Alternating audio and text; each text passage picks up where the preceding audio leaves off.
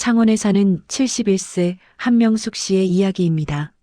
저는 평생 성실하게 살았습니다. 남편이 10년 전 세상을 떠난 후 혼자 근근히 살아왔지만 매달 나오는 국민연금으로 그럭저럭 버텼습니다. 외아들 근호는 대기업에 다녔고 저는 그것만으로도 자랑스러웠습니다. 내 아들 잘 컸어. 그런데 6개월 전 근호에게서 전화가 왔습니다. 엄마, 나 회사 잘렸어. 뭐? 무슨 일이야? 구조조정이래. 며칠 후 근호가 집에 들어왔습니다. 무거운 캐리어를 끌고 들어서는 아들의 어깨가 축 처져 있었습니다. 괜찮아. 금방 다른 데 구할 수 있을 거야. 그래야 할 텐데. 처음 한 달은 괜찮았습니다. 근호는 매일 이력서를 쓰고 면접을 보러 다녔습니다. 하지만 한 달이 지나고 2달이 지나도 연락은 오지 않았습니다. 근호는 점점 집에만 틀어박혔고 낮부터 술을 마시기 시작했습니다. 어느 날 저녁 저는 근호에게 말했습니다. 근호야, 술 좀 그만 마셔라. 엄마는 가만히 계셔. 목소리가 날카로웠습니다. 이틀 후 저는 장을 보러 나갔다가 돌아왔는데 집안에서 소주 냄새가 진동했습니다. 근호가 거실에 비틀거리며 서 있었고 탁자 위에는 빈 소주병 3개가 널브러져 있었습니다.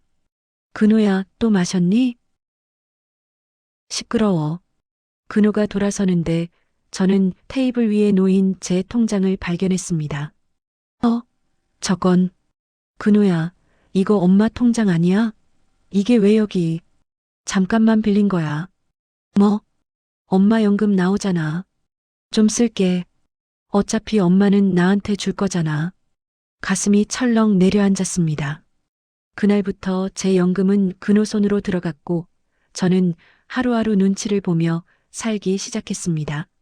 한 달이 지났습니다. 근호는 하루 종일 술만 마셨고 밥상을 차려도 집어던지고 화를 냈습니다. 이런 거 누가 먹어?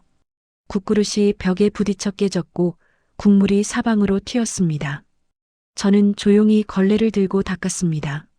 손이 떨렸지만 참았습니다. 내 아들인데 일이 안 풀려 애가 저러지 내가 참아야지. 며칠 후 이웃 김순자 씨가 찾아왔습니다. 요즘 괜찮아? 며칠 전에 집에서 큰 소리가 들리던데. 아, 괜찮아. 아들이 좀 힘들어해서. 혹시 뭐 어려운 일 있으면 말해요. 고개를 저었지만 가슴속에서는 무언가가 울렁거렸습니다. 그날 밤 근호가 또 술을 마시고 들어왔습니다. 비틀거리며 현관문을 발로 찼고 신발을 아무렇게나 벗어던졌습니다. 엄마 밥. 지금 금방 차릴게. 빨리 안 해? 목소리가 험악했습니다. 부엌으로 가는 제 다리가 떨렸습니다. 다음 날 아침 근호가 통장을 흔들며 소리쳤습니다. 엄마, 이번 달 연금 벌써 다 썼어? 돈이 없잖아. 근호야, 그건 내가 다 가져갔잖니. 뭐? 내가 가져갔다고? 엄마가 어디 쓴 거 아니야? 말도 안 되는 소리에 저는 그만 입을 열었습니다. 근호야, 이제 그만하자. 엄마 힘들어. 그 순간 근호의 손이 번쩍 올라갔습니다. 뭐가 힘들어? 엄마는 일도 안 하고 놀고 먹기만 하면서. 개슴츠레한 눈으로 근호가 휘두른 손에 목 뒷덜미를 맞아버렸습니다. 정신이 아득해졌고 눈앞이 하얘졌습니다. 내 아들이 나를 때렸어? 바닥에 주저앉았는데 눈물이 저절로 흘렀습니다. 근호는 방으로 들어가 문을 쾅 닫았습니다. 저는 한참을 그대로 앉아 있었습니다. 목이 화끈거렸고 온몸이 쑤시는 듯 했습니다. 이러면 안 되는데. 하지만 어떻게 해야 할지 몰랐습니다. 경찰에 신고? 내 아들을? 고개를 저었습니다. 아니야, 그래도 내 자식인데. 그러다 취직하는데 더 큰 지장만 생기면 어떡해. 안 돼. 일주일 후 근호의 폭력은 더 심해졌습니다. 엄마, 반찬이 왜 이래? 짜. 그릇을 집어던졌고 반찬이 제 옷에 쏟아졌습니다. 미안해, 다시 할게. 됐어, 나 나간다. 현관문이 쾅 닫혔습니다. 저는 옷을 갈아입으며 거울을 봤습니다. 목에 멍이 들어 있었고 팔뚝에도 시퍼런 자국이 있었습니다. 긴 팔로 가려야 했습니다. 이웃들이 보면 안 돼. 그날 오후 김순자 씨가 또 찾아왔습니다. 명숙 씨, 문 좀 열어봐요. 지금 바빠요. 명숙 씨, 나 걱정돼서 그래. 문 좀 열어줘봐요. 할 수 없이 문을 열었습니다. 순자 씨가 제 얼굴을 보더니 숨을 들이켰습니다. 명숙 씨, 그 멍. 근호가 그랬어? 아니, 내가 넘어져서. 거짓말하지 마. 나 다 들었어. 어젯밤에 소리 지르는 거. 순자 씨가 제 손을 꼭 잡았습니다. 명숙 씨, 신고해야 해. 이건 폭력이야. 저는 고개를 저었습니다. 그래도 내 아들인데. 경찰에 신고하면 근호는 어떻게 돼? 지금 아들 걱정할 때가 아니야. 명숙 씨 이러다 큰일 나. 괜찮아. 조금만 참으면. 순자 씨가 한숨을 쉬었습니다. 명숙 씨, 정 안 되면 내가 신고할 거야. 안 돼. 하지만 순자 씨의 눈빛은 단호했습니다. 그날 밤 근호가 또 술을 마시고 들어왔습니다. 엄마, 돈 줘.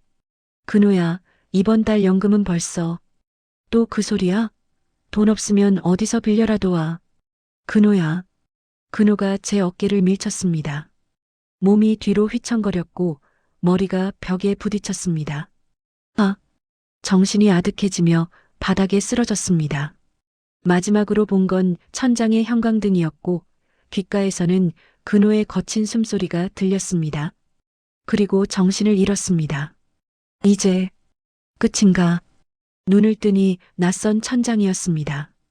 정신 차리셨어요? 옆에서 간호사가 미소 지었습니다. 여기가 어디죠? 병원이에요. 이웃분이 신고하셔서 119가 모시고 왔어요. 순자 씨가 신고했구나. 머리가 지끈거렸고 온몸이 아팠습니다. 크게 다친 데는 없지만 머리를 부딪혀서 일단 입원하셨어요. 잠시 후 경찰관이 들어왔습니다. 한명숙 씨 맞으십니까? 네. 이웃분 신고로 왔습니다. 아드님이 폭행했다는데 사실입니까? 입이 떨어지지 않았습니다. 내가 대답하면 근호는 어머님 말씀하셔야 저희가 도와드릴 수 있습니다. 한참을 망설이다가 조용히 고개를 끄덕였습니다. 네, 맞습니다. 그 말을 내뱉는 순간 눈물이 쏟아졌습니다. 근호야, 미안해. 경찰관이 노트에 적었습니다. 일단 아드님을 보호 조치하겠습니다. 경찰이 집에 가서 근호를 연행했습니다. 노인보호전문기관에서도 상담사가 병원으로 찾아왔습니다. 어머님, 저희가 도와드리겠습니다. 혼자 견디지 마세요. 상담사는 앞으로 진행될 절차를 설명했습니다. 아드님은 노인학대 혐의로 조사받을 겁니다. 어머님은 원하시면 보호시설에 계실 수 있어요. 제가 우리 집에 못 가는 건가요? 일단 안전을 위해 분리 조치가 필요합니다. 머리로는 이해했지만 가슴이 먹먹했습니다. 일주일 후 검찰 조사가 시작됐습니다. 피해자 한명숙 씨, 피의자 한근호와의 관계는 제 아들입니다. 아드님이 언제부터 폭행을 시작했습니까? 6개월 전, 회사에서 잘린 후부터요. 구체적으로 어떤 폭행이 있었습니까? 말을 하는데 목이 메었습니다. 목을 때리고 밀쳤습니다. 연금 통장도 빼앗아갔고 검사가 고개를 끄덕였습니다. 경제적 학대도 있었군요. 계속하십시오. 밥을 주면 집어던지고 술 마시고 소리 지르고 말을 하면서 눈물이 흘렀습니다. 한 달 후 재판이 열렸습니다. 법정에 근호가 수갑을 찬 채 들어왔습니다. 눈이 마주쳤지만 근호는 고개를 숙였습니다. 판사가 물었습니다. 피고인 혐의를 인정합니까? 인정합니다. 피해자에게 할 말이 있습니까? 근호가 고개를 들었습니다. 엄마, 미안해요. 목소리가 떨렸습니다. 저도 힘들었어요. 하지만 그게 핑계가 될 수 없다는 거 알아요. 저는 입술을 깨물었습니다. 판결이 내려졌습니다. 피고인 이근호에게 징역 10개월, 집행유예 2년, 노인보호전문기관 상담 교육 100시간, 접근 금지 명령 1년을 선고한다. 망치 소리가 울렸습니다. 법정을 나서는데 다리에 힘이 풀렸습니다. 이제 끝났구나. 6개월이 지났습니다. 저는 노인보호 전문기관의 도움으로 작은 원룸을 얻었습니다. 창원 시내의 조용한 동네였고 햇볕이 잘 드는 2층이었습니다. 매달 나오는 연금 85만 원은 이제 온전히 제 것이었습니다. 집은 작았지만 평화로웠습니다. 아침에 일어나 창문을 열면 새소리가 들렸고 눈치 보지 않고 밥을 먹을 수 있었습니다. 노인복지관에도 나가기 시작했습니다. 거기서 만난 친구들과 수요일마다 노래교실에 갔고 금요일에는 요가를 배웠습니다. 명숙 씨, 요즘 표정이 많이 밝아졌네. 순자 씨가 놀러와서 말했습니다. 그래요? 응, 예전엔 항상 불안해 보였는데 이제는 편안해 보여. 거울을 보니 정말 그랬습니다. 목에 멍은 사라졌고 얼굴에 생기가 돌았습니다. 근호에게서는 한 번 편지가 왔습니다. 엄마, 정말 미안해요. 상담받으면서 제가 얼마나 잘못했는지 깨달았어요. 언젠가 다시 찾아뵙고 속죄하고 싶지만 엄마가 편하실 때까지 기다리겠습니다.